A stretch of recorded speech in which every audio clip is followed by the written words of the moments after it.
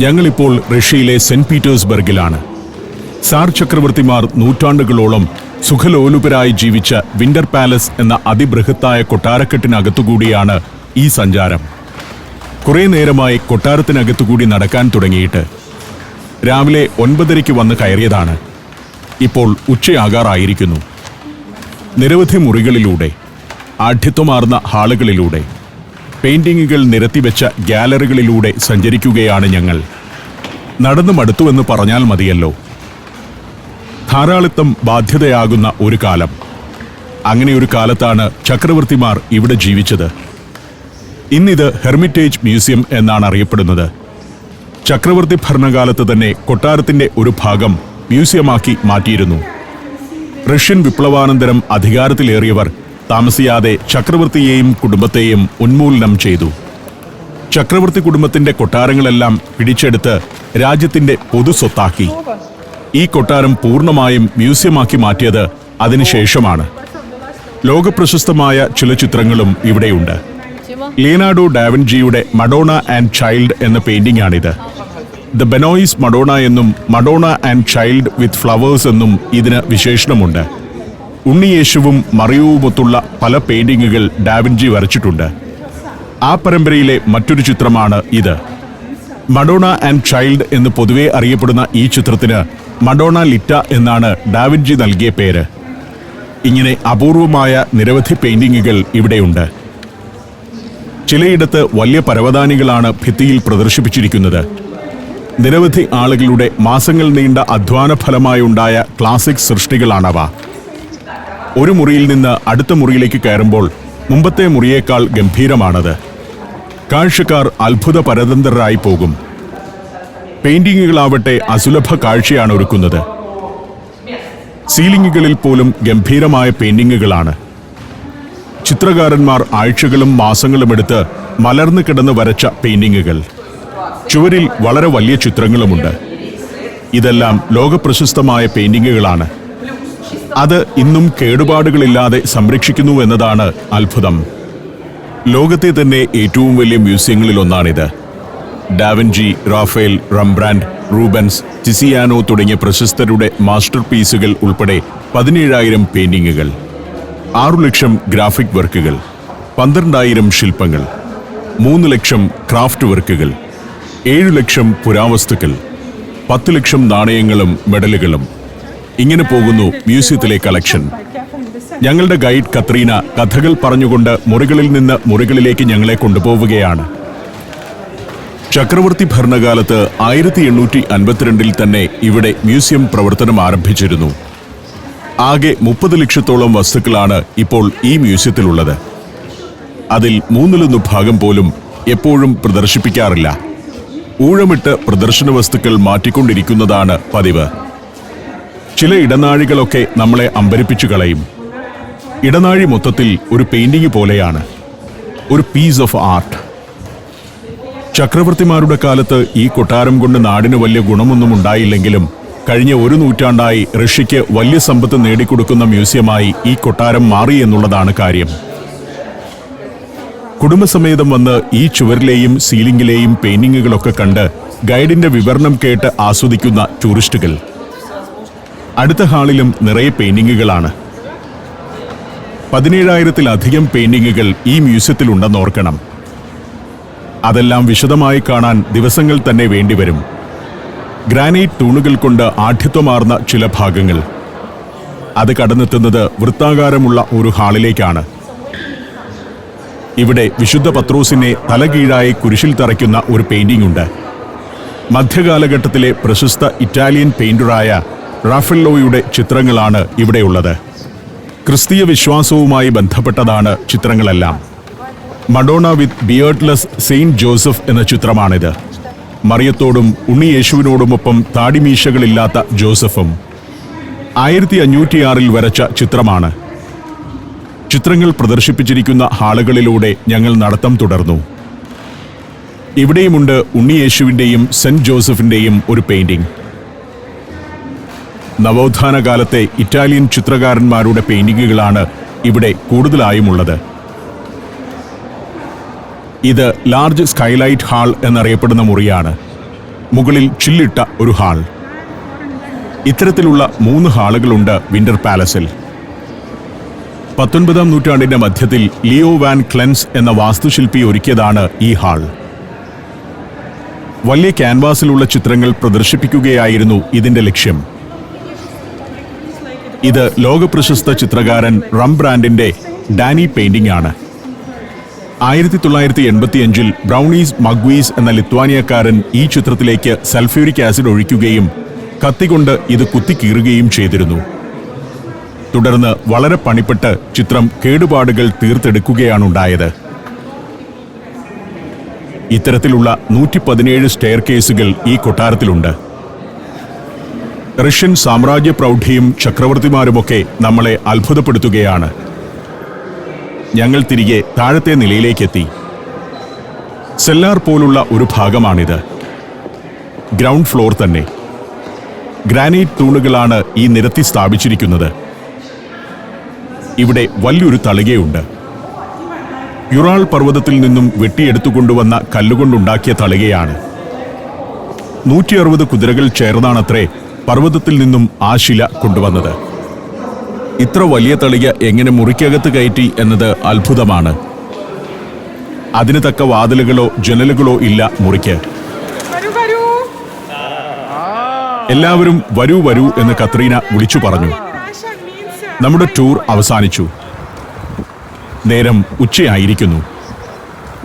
എല്ലാവർക്കും വിശപ്പ് തുടങ്ങിയിട്ടുണ്ട്. സാർ ചക്രവർത്തിമാർ ഒരു നൂറ്റാണ്ട് മുൻപ് വരെ എത്ര ആഢ്യത്വത്തോടെയും പ്രൗഢ്യയോടെയും സുഖലോലിപതയോടെയുമാണ് ഇവിടെ വസിച്ചിരുന്നതെന്ന് ചിന്തിച്ചുകൊണ്ടാണ് പുറത്തേക്കിറങ്ങുന്നത്. അക്കാലത്ത് ഈ കൊട്ടാരമുറ്റത്ത് പിടഞ്ഞു വീണ് മരിച്ച 100 കണക്കിന് ആളുകളെയും നമ്മൾ ഓർത്തുപോകും. 19-ാം നൂറ്റാണ്ടിന്റെ 2ാം പകുതി മുതൽ റഷ്യയിലെ സാധാരണക്കാർ കൊടും പട്ടിണിയിലായിരുന്നു. ആ കാലത്തും അതൊന്നും അറിയാത്തതുപോലെ ഈ കൊട്ടാരക്കെട്ടിനകത്ത് ജീവിച്ച ഒരു രാജവംശമുണ്ട്, റൊമാനോവ് രാജവംശം. കാര്യപ്രാപ്തിയില്ലാത്ത ചക്രവർത്തിയും ഗ്രിഗറി റാസ്പുട്ടിനെ പോലുള്ള ഭ്രാന്തൻ സന്യാസിയുടെയും മറ്റും താളത്തിന് തുള്ളിയ ചക്രവർത്തിനിയുമൊക്കെ ആ രാജവംശത്തിലുള്ളവരാണ്. ഞങ്ങൾ ബസ്സിനടുത്തേക്ക് നടന്നു. അപ്പോഴേക്കും കുറേ ബസ്സുകൾ വന്നിട്ടുണ്ട്. ഇവിടെയാണ് ഹെർമിറ്റേജ് മ്യൂസിയം കാണാൻ വരുന്നവരുടെ ബസ് പാർക്ക് ചെയ്യുക. നടന്നു മടുത്താണ് എല്ലാവരും എത്തിയിരിക്കുന്നത്. എന്തായാലും കാണേണ്ട ഒരു കാഴ്ചയാണ്. പക്ഷേ സന്ദർശിച്ച സ്ഥലത്തെപ്പറ്റി ഇവരുടെ അഭിപ്രായം ഇതാണ്. എല്ലാവർക്കും ഇതേ അഭിപ്രായം തന്നെയാണ്. ടൂർ മാനേജർ സമീൽ കയറി വന്ന് സംഘത്തിലുള്ളവരുടെ എണ്ണമെടുത്തു. ആരെങ്കിലും കൊട്ടാരത്തിനകത്ത് പെട്ടുപോയിട്ടുണ്ടോ എന്നറിയണമല്ലോ. വേറെയും സംഘങ്ങൾ അങ്ങനെ ടൂർ ബസ്സുകളിൽ വന്നുകൊണ്ടിരിക്കുകയാണ്. വിന്ററിനേക്കാൾ സമ്മറിലാണ് ഇവിടെ കൂടുതൽ ടൂറിസ്റ്റുകൾ എത്തുക. വലിയ സംഭവങ്ങൾക്ക് സാക്ഷ്യം വഹിച്ച വിന്റർ പാലസിന്റെ മുന്നിലെ സ്ക്വയർ, അത് കടന്ന് സെന്റ് പീറ്റേഴ്സ്ബർഗിലെ വിശാലമായ നിരവധി കനാലുകളിൽ ഒന്നിന്റെ ഓരത്തുകൂടിയാണ് ഞങ്ങൾ സഞ്ചരിക്കുന്നത്. ചരിത്രത്തിലെ ദുരന്ത കഥാപാത്രങ്ങളാണ് റഷ്യൻ സാമ്രാജ്യത്തിലെ അവസാന ചക്രവർത്തി നിക്കോളാസ് രണ്ടാമനും ഭാര്യ അലക്സാൻഡ്രയും 5 മക്കളും. ലജ്ജാശീലനും സ്വേച്ഛാധിപതിയുമായിരുന്നു നിക്കോളാസ്. അദ്ദേഹത്തിന് റഷ്യ ഭരിക്കാനുള്ള ആഗ്രഹമോ ഗുണമോ ഉണ്ടായിരുന്നില്ല. നിക്കോളാസിന്റെ ഭരണത്തിൽ സ്വതവേ കലുഷിതമായിരുന്ന റഷ്യ വലിയ ദാരിദ്ര്യത്തിലേക്ക് വീണു. ബോൾഷെവിക്കുകൾ വിപ്ലവം തുടങ്ങി. 1917-ൽ അധികാരത്തിൽ നിന്നും പുറത്തായ നിക്കോളാസിനെയും കുടുംബത്തെയും ബോൾഷെവിക്കുകൾ തടവിലാക്കി.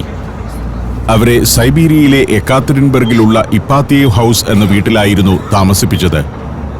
1918 ജൂലൈ 16 രാത്രിയിൽ ബോൾഷെവിക്കുകളുടെ ഫയറിംഗ് സ്ക്വാഡ് ചക്രവർത്തിയെയും കുടുംബത്തെയും വെടിവെച്ചു കൊന്നു. ആ കഥയോർത്തിരിക്കെ ഒരിക്കൽ കൂടി സെന്റ് ഐസക്സ് കത്തീഡ്രലിന് മുന്നിലൂടെയാണ് ഞങ്ങൾ കടന്നു പോകുന്നത്. ടൂറിസ്റ്റുകൾ ധാരാളമായി എത്തുന്ന പ്രദേശമാണ്. ഒരു ഭാഗത്ത് നിക്കോളാസ് ഒന്നാമൻ രാജാവിന്റെ പ്രതിമ. സെന്റ് ഐസക് കത്തീഡ്രൽ സ്ക്വയറാണിത്. ഇവിടുത്തെ ഏറ്റവും വലിയ ദേവാലയങ്ങളിലൊന്നാണ് സെന്റ് ഐസക് കത്തീഡ്രൽ. അതിനടുത്ത് തന്നെ മാരിൻസ്കി പാലസ്.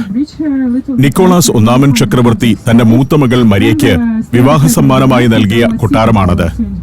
ഇപ്പോൾ saint Petersburg legislative assembly building ആണത്. കുറച്ചു ദൂരം കൂടി ഓടി ബസ് ഒരു സ്ക്വയറിന് സമീപം കൊണ്ടുചെന്ന് നിർത്തി. ലഞ്ചിനുള്ള സമയം ആയിരിക്കുന്നു. ഇവിടെ ചിലർ സ്ഥാപനത്തിലേക്ക് ആളുകളെ വിളിച്ചു കയറ്റാൻ ശരീരത്തിൽ ബോർഡും വെച്ച് ഇങ്ങനെ നിൽപ്പുണ്ട്: Djibouti, Fiji, Lebanon, Ethiopia, Armenia.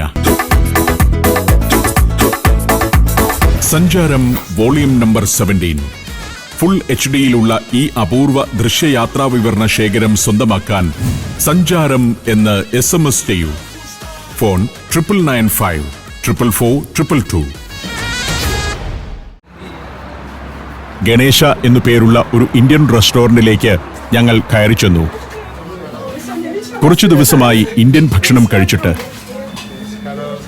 ഇദ്ദേഹത്തിൻ്റെതാണ് restaurant. Doctor കുമേഷ്. താഴെയാണ് ലഞ്ച് ഒരുക്കിയിരിക്കുന്നത്. ബുഫേ ലഞ്ചാണ്.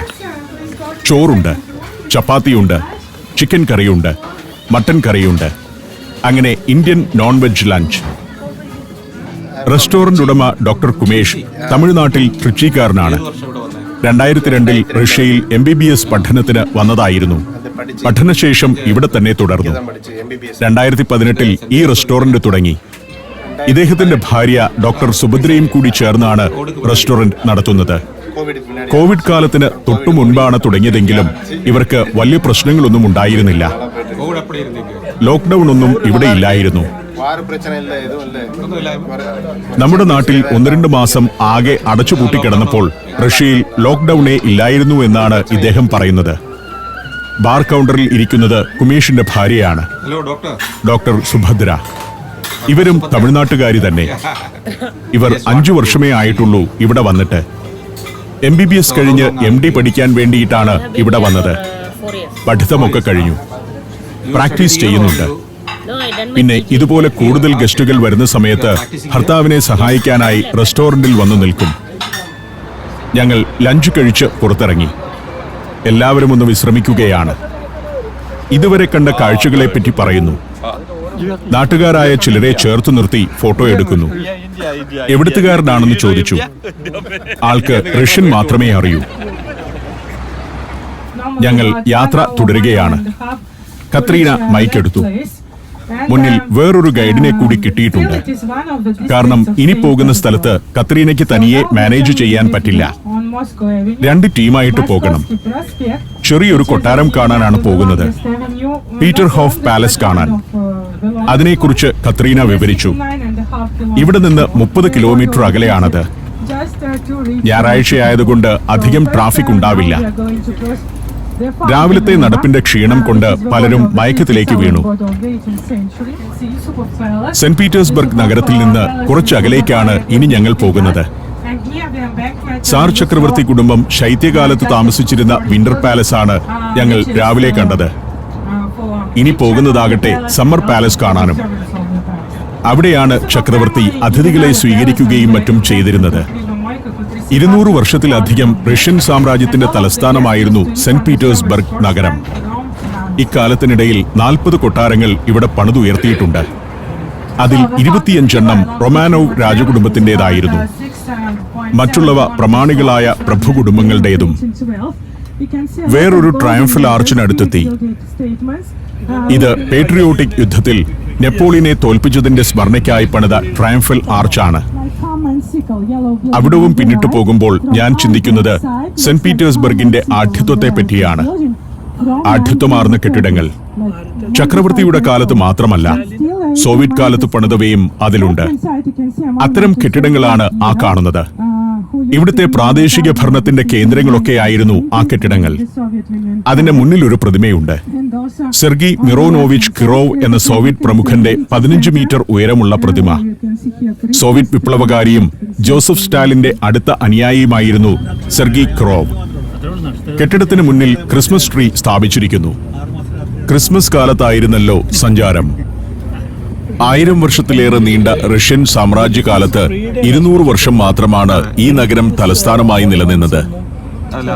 സാർ ചക്രവർത്തിമാർ തങ്ങളുടെ സാമ്രാജ്യ തലസ്ഥാനമായി ആദ്യം വളർത്തിയത് ഇവിടെ നിന്നും 700 കിലോമീറ്റർ അകലെയുള്ള മോസ്കോയെയാണ്. 18-ാം നൂറ്റാണ്ടിന്റെ തുടക്കത്തിൽ പീറ്റർ ദ ഗ്രേറ്റ് ചക്രവർത്തി പാശ്ചാത്യ നഗരങ്ങളുടെ മാതൃകയിൽ സെന്റ് പീറ്റേഴ്സ്ബർഗ് നഗരം രൂപപ്പെടുത്തി തലസ്ഥാനം ഇവിടേക്ക് മാറ്റുകയാണുണ്ടായത്. 1917 റഷ്യൻ വിപ്ലവത്തിനു ശേഷം ഭരണപരമായ സൗകര്യത്തിനു വേണ്ടി സോവിയറ്റ് നേതാക്കൾ രാജ്യതലസ്ഥാനം ഇവിടെ നിന്നും മോസ്കോയിലേക്ക് മാറ്റുകയായിരുന്നു. എങ്കിലും ചരിത്ര പ്രാധാന്യമുള്ള പ്രമുഖ നഗരമായി അവർ സെന്റ് പീറ്റേഴ്സ്ബർഗിനെ പരിഗണിക്കുകയും ചെയ്തു. നഗരം പിന്നിട്ട് കഴിയുമ്പോഴും കുലീനമായ കാഴ്ചയാണുള്ളത്. തലങ്ങും വിലങ്ങും ബാനറുകളോ ഫ്ലെക്സ് ബോർഡുകളോ ഹോർഡിങ്ങുകളോ ഒന്നുമില്ല. വൃക്ഷങ്ങൾ നിറഞ്ഞ വനപ്രദേശം പോലുള്ള ഭാഗത്തുകൂടിയാണ് കുറേ ദൂരം പോകുന്നത്. ഇതൊക്കെ പ്രകൃതി സംരക്ഷണത്തിനു വേണ്ടി നഗരപ്രാന്തങ്ങൾ ഈ വിധം ഒരുക്കിയിരിക്കുന്നതാണ്. റഷ്യൻ വിപ്ലവത്തിനു ശേഷം തലസ്ഥാന പദവി നഷ്ടപ്പെട്ടെങ്കിലും സെന്റ് പീറ്റേഴ്സ്ബർഗിന്റെ രാഷ്ട്രീയ പ്രാധാന്യം കുറഞ്ഞിരുന്നില്ല. സോവിയറ്റ് കാലത്ത് തന്ത്രപരമായ പ്രാധാന്യമുള്ള നഗരമായിരുന്നു ഇത്.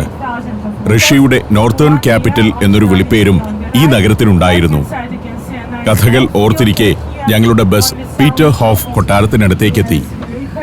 ഈ വലതുവശത്ത് കാണുന്ന മതിൽക്കെട്ടിനകത്താണ് പീറ്റർ ഹോഫ് പാലസിലെ അപ്പർ ഗാർഡൻ. ഹെക്ടർ കണക്കിന് വിസ്തൃതിയുള്ള ഒരു ഉദ്യാനമാണത്. നിരവധി കുളങ്ങളും ഫൗണ്ടനുകളുമൊക്കെയുള്ള ഉദ്യാനം. ഇത്തരത്തിലുള്ള നിരവധി ഗേറ്റുകളുണ്ട് കോമ്പൗണ്ടിന് ചുറ്റും. അവിടെ ഒരു പാർക്കിങ്ങിൽ കൊണ്ടുപോയി നിർത്തിയ ബസ്സിൽ നിന്ന് ഞങ്ങൾ ഇറങ്ങി. ഇവിടെ നഗരത്തിലുള്ളതിനേക്കാൾ തണുപ്പ് കൂടുതലുണ്ട്. വൈകുന്നേരമായപ്പോഴേക്കും വെയിലും തെളിഞ്ഞിട്ടുണ്ട്. കത്രീനയുടെ പുറകെ ഞങ്ങൾ നടന്നു. കുറേ ദൂരം നടക്കണം കൊട്ടാരത്തിലേക്ക്. ഇന്ന് സൺഡേ ആയതുകൊണ്ടാണോ ടൂറിസ്റ്റ് സീസൺ അവസാനിച്ചതുകൊണ്ടാണോ എന്നറിയില്ല, വഴിയോരത്ത് തുറന്നിരിക്കുന്ന കടകളുടെ എണ്ണം കുറവാണ്. എന്നാൽ ഇത്തരം സുവനീർ കടകൾ കുറേയൊക്കെ തുറന്നിട്ടുണ്ട്. കത്രീന കഥകൾ പറഞ്ഞുകൊണ്ട് തന്നെയാണ് നടക്കുന്നത്. അങ്ങനെ ഞങ്ങൾ പീറ്റർ ഹോഫ് പാലസിനടുത്തേക്കെത്തി. രാവിലെ കണ്ട വിന്റർ പാലസുമായി താരതമ്യപ്പെടുത്തുമ്പോൾ വളരെ ചെറിയൊരു കൊട്ടാരമാണിത്. എന്നാൽ പ്രൗഢഗംഭീരവുമാണ്. സ്വർണ്ണഗോപുരങ്ങളൊക്കെയുള്ള ഒരു കൊട്ടാരം. കൊട്ടാരത്തിന്റെ മുൻഭാഗത്ത് താഴത്ത് ഒരു ഉദ്യാനമാണ്. Lower garden എന്നതറിയപ്പെടുന്നു. അതിന്റെ മേലെ ചെറിയൊരു കുന്നിൻ മുകളിലാണ് കൊട്ടാരം. പീറ്റർ ദ ഗ്രേറ്റ് ചക്രവർത്തി തന്റെ താൽക്കാലിക വാസയിടമായി പണിത കൊട്ടാരമാണിത്. ഇതാണ് ലോവർ ഗാർഡൻ. അതിനപ്പുറം മരനിരകൾ. ആ മരനിരകൾ ഒരു 200 മീറ്റർ കഴിഞ്ഞാൽ അതിനപ്പുറം ഉൾക്കടലാണ്. ഗൾഫ് ഓഫ് ഫിൻലാൻഡ് എന്ന ഉൾക്കടൽ. ചെറുതെന്ന് കരുതിയെങ്കിലും കൊട്ടാരം അത്ര ചെറുതൊന്നുമല്ല. സുന്ദരമായ ഉദ്യാനം. അതിമനോഹരമായ കാഴ്ചയാണ് ഇവിടെ നിൽക്കുമ്പോൾ. മരങ്ങൾക്കപ്പുറം അങ്ങകലെ കടൽ കാണാം. ഞങ്ങൾ കൊട്ടാരത്തിനകത്തേക്ക് കയറാൻ തീരുമാനിച്ചു. ഈ കൊട്ടാരത്തിനകത്ത് ഹെർമിറ്റേജ് മ്യൂസിയത്തിൽ എന്ന പോലെ അത്ര ഫ്രീ അല്ല. വളരെ ശ്രദ്ധിച്ചു നടക്കണം. റഷ്യൻ ഭരണാധികാരികൾ ഇപ്പോഴും അതിഥികളെ സ്വീകരിക്കുന്ന കൊട്ടാരമാണ് ഇതെന്നതാണ് അതിന് കാരണം. കയറി ചെല്ലുമ്പോൾ നമ്മൾ ഷൂസിന് പുറമെ ഇങ്ങനെ ഒരു കവർ കൂടിയിടണം. അതായത് നിലം ചവിട്ടി നശിപ്പിക്കാതിരിക്കാനാണ്. ചെളിയും മണലും പറ്റരുത്. ടിക്കറ്റ് എടുത്ത് അകത്ത് കയറിയാൽ ആദ്യം തന്നെ പാദരക്ഷയ്ക്ക് ഈ കവറിംഗ് ഇടണം. അകത്ത് മനോഹരമായ ഫ്ലോറിംഗ് ആണ്. ഞങ്ങളെല്ലാവരും ഷൂസിന് പുറത്ത് കവറിട്ടു. അതൊരു നല്ല കാര്യമാണ്. നമ്മുടെ നാട്ടിൽ ഇങ്ങനെയുള്ള പലയിടത്തും ചെരുപ്പ് ഊരിയിടാനാണല്ലോ പറയുക. ഇവിടെ ചെരുപ്പ് ഊരേണ്ട. അതിന് പുറത്ത് ഒരു കവർ ഇട്ടാൽ മതി. ഞാൻ മറ്റുള്ളവരോടൊപ്പം അകത്തേക്ക് നടന്നു. ഇലക്ട്രോണിക് കാർഡിട്ട് ഓരോരുത്തരായി ഗേറ്റ് കടന്നു. വിന്റർ പാലസുമായി താരതമ്യം ചെയ്യുമ്പോൾ ഇതൊരു ചെറിയ ഗസ്റ്റ് ഹൗസ് എന്നേ പറയാനുള്ളൂ. താഴത്തെ നിലയിൽ ഇപ്പോൾ administrative office, ticketing counter, souvenir കടകൾ എന്നിവയൊക്കെയാണുള്ളത്. അവിടെ നിന്നും മുകളിലത്തെ നിലയിലേക്ക് കയറി തുടങ്ങുമ്പോൾ നമ്മൾ വിസ്മയിച്ചു പോകും. സ്വർണത്തിന്റെ ധാരാളിത്തമാണ് കാഴ്ച. ഇതെല്ലാം ഒറിജിനൽ സ്വർണമാണ്. അത് കണ്ട് അന്തം വിട്ടെന്നോണമാണ് ആളുകൾ നടക്കുന്നത്. ചക്രവർത്തി ഏതാനും ദിവസങ്ങളിലേക്ക് മാത്രം താമസിക്കാൻ വന്നിരുന്ന കൊട്ടാരമാണിതെന്ന് ഓർക്കണം. കൂടാതെ യൂറോപ്പിൽ നിന്നുള്ള അതിഥികളെ സൽക്കരിക്കാനും അവർക്കുള്ള താമസമൊരുക്കാനും ഇവിടം ഉപയോഗപ്പെടുത്തിയിരുന്നു. സ്വർണത്തിന്റെ ധാരാളിത്തം കണ്ട് കണ്ണു മഞ്ഞളിച്ചു പോകും. മരം കൊണ്ടുള്ള ഫ്ലോറാണ് കൊട്ടാരത്തിൻ്റേത്. മേൽക്കൂരയിൽ അതിവിസ്തൃതമായ പെയിന്റിംഗ്. എവിടെ തിരിഞ്ഞാലും കാണുന്ന സ്വർണവർണ്ണമാണ് കണ്ണഞ്ചിപ്പിക്കുന്നത്. സ്വർണത്തിന്റെ ചെറിയ പാളികൾ കൊണ്ടുള്ള അലങ്കാരങ്ങളാണ്. അതുകൊണ്ട് സന്ദർശകർ അതിലൊന്നും തൊടാൻ പാടില്ല. എല്ലാറ്റിനും സെൻസർ വച്ചിട്ടുണ്ട്. കൈ ഭിത്തിയോടടുപ്പിച്ചാൽ അപ്പോഴേ അലാമടിക്കും. ഇവിടെ ഇപ്പോഴും പല പരിപാടികളും നടക്കാറുണ്ട്. അതുകൊണ്ട് തന്നെ അതിമനോഹരമായി മെയിൻറ്റെയിൻ ചെയ്യുന്നുണ്ട്. ഫ്രാൻസിലെ വെസൈലസ് കൊട്ടാരത്തിലെ അതേ മാതൃകയിലാണ് ഇവിടുത്തെ പല ഹാളുകളും റൂമുകളും. അതൊക്കെ ഫ്രാൻസിലെ കൊട്ടാരത്തിൽ നിന്ന് കണ്ടു മനസ്സിലാക്കി ചക്രവർത്തി നേരിട്ട് വരച്ച ശേഷം വാസ്തുശില്പികളെ കൊണ്ട് പണിയിച്ചതാണ്. അതുകൊണ്ട് തന്നെ റഷ്യയുടെ വെസൈലസ് കൊട്ടാരം എന്നൊരു വിശേഷണം ഈ പാലസിനുണ്ട്. ഇതിവിടുത്തെ ബ്ലൂ റിസപ്ഷൻ റൂം എന്ന മുറിയാണ്. പലതരം തടികൊണ്ടുള്ള ഫ്ലോറിംഗ്, അതിമനോഹരമാണ് അതിൻ്റെ ഡിസൈൻ. ജനൽ കർട്ടനുകൾ, ഇതൊക്കെ ചക്രവർത്തിയുടെ കാലത്തെ കർട്ടൻ തന്നെ ആവണമെന്നില്ല. പല കാലങ്ങളിൽ പലതവണ മോടിപിടിപ്പിച്ച കൊട്ടാരമാണിത്. ഒരു ഭാഗത്ത് ചക്രവർത്തിയുടെ സിംഹാസനം. റഷ്യൻ ആർക്കിടെക്റ്റുകൾ മാത്രമല്ല ഈ കൊട്ടാരത്തിന്റെ നിർമ്മാണത്തിലും സൗന്ദര്യവൽക്കരണത്തിലും പങ്കുവഹിച്ചിട്ടുള്ളത്. വിഖ്യാത സ്വിസ് ആർക്കിടെക്ട് ഡൊമിനിക്കോ ട്രെസിനിയെയാണ് പീറ്റർ ദ ഗ്രേറ്റ് ചക്രവർത്തി ഇതിന്റെ നിർമ്മാണ ചുമതല ഏൽപ്പിച്ചത്. പിന്നീട് ഫ്രഞ്ച് വാസ്തുശില്പിയായ ജീൻ ബാപ്റ്റിസ്റ്റ് അലക്സാണ്ടർ കൂടി നിർമ്മാണത്തിലും ഡിസൈനിങ്ങിലും പങ്കുചേർന്നു. അങ്ങനെ പല പല പ്രതിഭാധനർ. ആ ചരിത്രം ഓർത്തുകൊണ്ട് പീറ്റർ ഹോഫ് കൊട്ടാരത്തിലൂടെ ഞാൻ സഞ്ചാരം തുടർന്നു.